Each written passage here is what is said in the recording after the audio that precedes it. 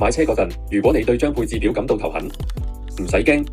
今日我哋5條傾同你極速拆解10個核心參數，等你下次睇車可以輕鬆判斷一架車嘅動力、操控同舒適度，唔使再靠感覺。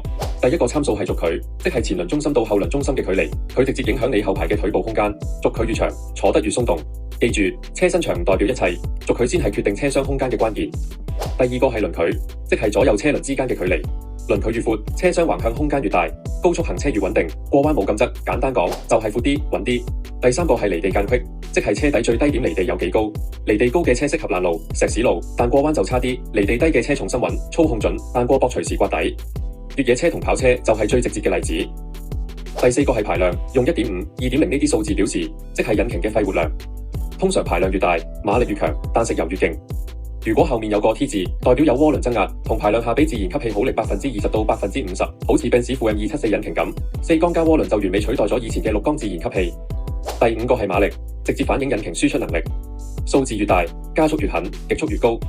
記住換算公式，100 kW 約等於136匹馬力。第6個係扭力，即係車輪轉動嘅力量。扭力越大，起步、爬坡越有力，推背感越強。喺香港成日停燈位起步，你就知有咩分別。第7個係懸掛，影響舒適同操控。